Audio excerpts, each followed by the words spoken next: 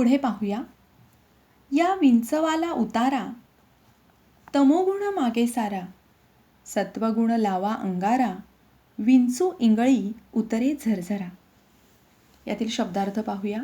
उतारा, उतारा म्हणजे वेदनेची तीव्रता कमी होण्यासाठी केलेले उपचार. इथे मनुष्याच्या अंगी असणारे दुर्गुण कमी करण्यासाठी केली जाणारी सत्वगुणांची उपाययोजना. सत्वगुण, सत्वगुण म्हणजे माणसाच्या अंगी असलेले सात्विक गुण किंवा सद्गुण. अंगारा, अंगारा म्हणजे उदी. पहा, येथे संत एकनाथ महाराजांनी विंचू किंवा इंगळी हे रूपक वापरलेले आहे आणि ते काम, क्रोध, मद, मोह, माया, मत्सर या 6 षडरिपूंचे ते प्रतीक आहे.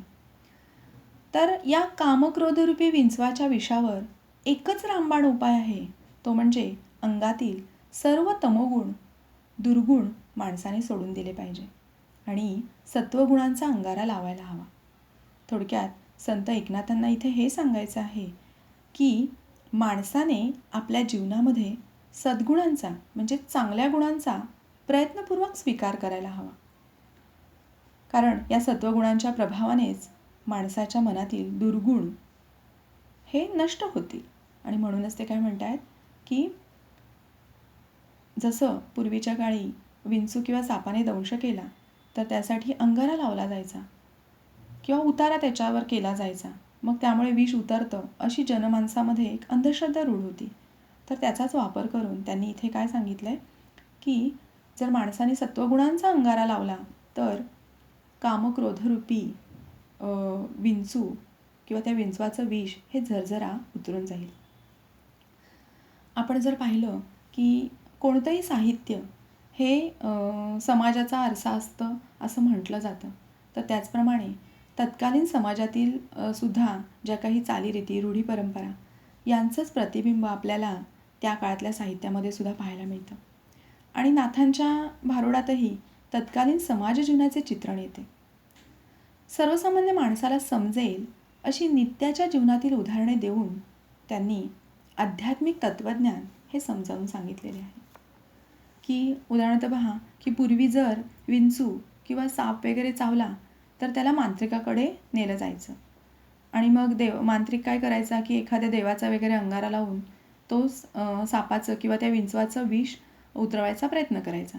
आणि अर्थातच की त्याकाळी अशीच अंधश्रद्धा जनमानसामध्ये रूढ होती की अंगारा लावून विंचू किंवा सापाचं विष उतरतं आणि त्यामुळे बहुतांश लोक हे मांत्रिकाकडेच विंचवाचं किंवा सापाचं विष उतरवण्यासाठी नेत असत. आणि त्यामुळे काय होतं की विंचू किंवा सर्पदंशाने होणारे जे मृत्यूचं प्रमाण होतं ते त्याकाळी खूप होतं. अलीकडे आपल्याला असं पाहायला मिळत नाही. अलीकडे जवळजवळ सगळेच जण हे दवाखान्यामध्ये घेऊन येतात, पण पूर्वी मात्र तसं नव्हतं की मांत्रिकाकडेच नेलं जायचं आणि त्यामुळे मांत्रिकामुळेच की त्याने अंगारा लावला तर विष उतरतं अशी अंधश्रद्धा जनमानसामध्ये प्रचलित होती. आणि या अंधश्रद्धेवरच इथे नाथांनी प्रहार केलेला आहे. आणि त्याचबरोबर जनमानसामध्ये रूढ असलेल्या या अंधश्रद्धेच्या आधारेच त्यांनी त्यांच्याच भाषेमध्ये, अगदी सोप्या भाषेमध्ये अध्यात्माचं तत्त्वज्ञान त्यांनी त्यांना समजावून सांगितलेलं आहे. इथे ते काय म्हणत आहेत की अंगारा लावायचा असेल तर तो सत्वगुणांचा लावा. म्हणजेच काय तर माणसाने सद्गुणांचा स्वीकार केला, सद्गुणांचा अंगीकार केला तरच त्याच्या जवळ असलेले काम, क्रोध हे जे वाईट गुण आहेत ते नष्ट होतील आणि ते नष्ट झाल्यावर माणसाच्या सद्गुणांचा विकास होईल आणि माणसाला आत्मिक समाधान मिळेल. थोडक्यात इथे संत एकनाथ महाराजांनी कामक्रोधरूपी विंचवाच्या दंशावर निश्चित असा उतारा सांगितलेला आहे. तो म्हणजे काय तर तामसी प्रवृत्तीला मागे सरायचं. म्हणजेच आपल्या म्हणजे माणसाच्या अंगी जे असतं काही जणांजवळ असतात असे दुर्गुण की दुष्टपणा, स्वार्थी, कपटी वृत्ती किंवा आळस, इतरांची निंदा करणं. तर या गोष्टींचा त्याग करून माणसाने सत्वगुण म्हणजे कोणते तर प्रामाणिकपणा, दया, औदार्य, त्याग, प्रेम या गोष्टींचा माणसाने जर अंगीकार केला तर त्यालाही आत्मिक समाधान होईल आणि त्यामुळे त्याच्या शरीरातील हे जे वाईट गुण आहेत ते निघून जातील, पापरूपी वासना निघून जाईल आणि माणसाचं जीवनही सार्थक होईल. थोडक्यात सांगायचं तर की जेव्हा आपण एखादं चांगलं काम करतो तेव्हा खरंच आपल्या मनाला खूप प्रसन्न वाटतं, आपल्याला आत्मिक समाधान मिळतं. तर तसंच जर प्रामाणिकपणा, दया, औदार्य, त्याग, प्रेम या चांगल्या गोष्टींचा जर अंगीकार माणसाने केला तर त्याच्याजवळ असलेले जे काही क्षुल्लक असे वाईट विकार आहेत तर तेही निघून जातील आणि त्यालाही आत्मिक समाधान मिळेल. पुढे पाहूया. सत्व उतारा देऊन अवघा सारीला तमोगुण, किंचित राहिली फुणफुण, शांत केली जनार्दने. पहा, संत एकनाथ महाराज असं म्हणतात की अशा प्रकारे उपाय करून सत्वगुणांचा उतारा दिल्यावर अंगीचा तमोगुण म्हणजेच दुर्गुण निघून गेले आणि त्यामुळे माझ्या अंगाची आग ही थांबली, म्हणजेच विंचवाचे विष उतरले.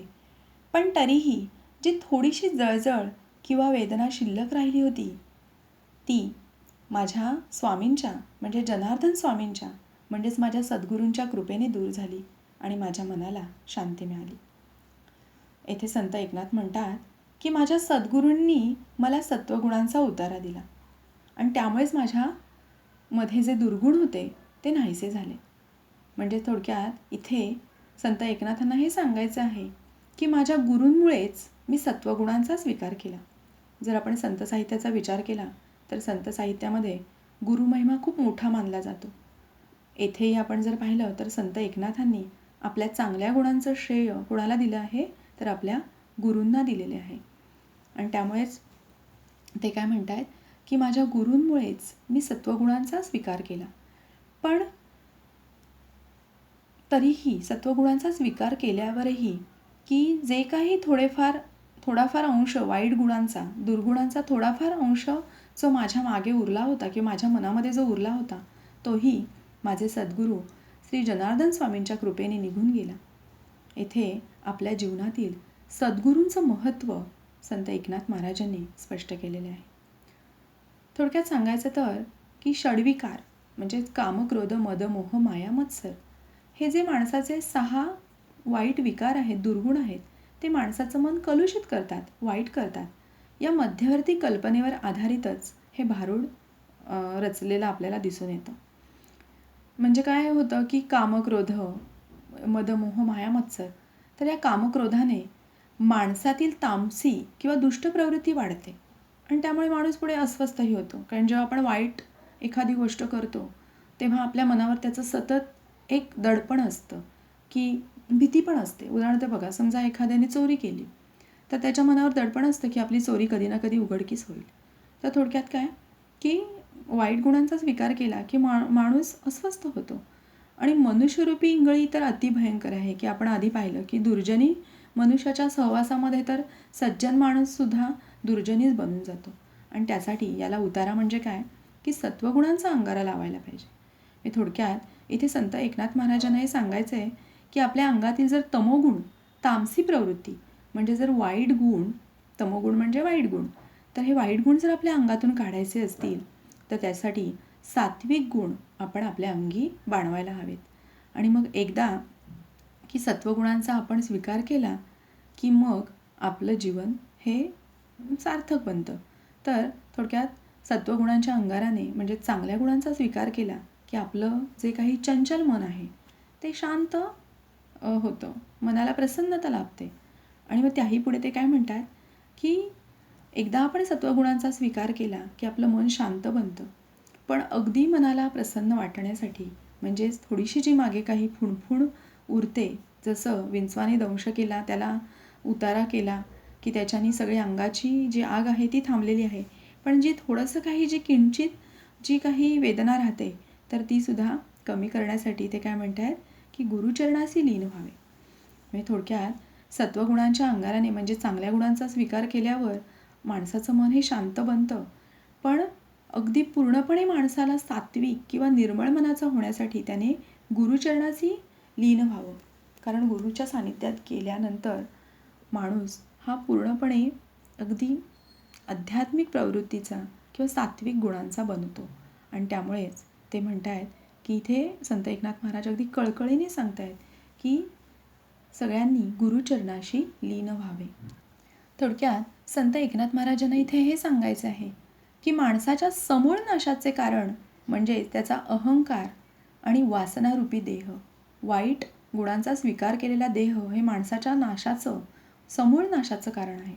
आणि म्हणूनच माणसाने तमोगुणांचा धिक्कार करून सद्गुणांचा स्वीकार केला पाहिजे. काम, क्रोध, मद, मोह, माया, मत्सर यांमुळे अंगाची लाहीलाही होते. म्हणजेच काय की माणसाला अस्वस्थ वाटतं. तर या सर्वांवर रामबाण उपाय म्हणजेच सद्गुणांचा स्वीकार करणं. आणि मग सत्वगुणांचा स्वीकार करूनही जर दोष राहिलेच तर ते गुरूंच्या चरणापाशी गेल्यावर शांत होतात. संत एकनाथ महाराजांची आपल्या गुरूंविषयी असणारी निष्ठा येथे आपल्याला दिसून येते.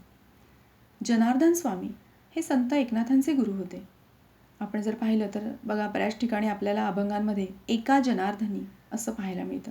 तर एका जनार्दनी ही त्यांची नाममुद्राच आहे. नाथांनी अथक परिश्रम करून गुरुसेवा केली.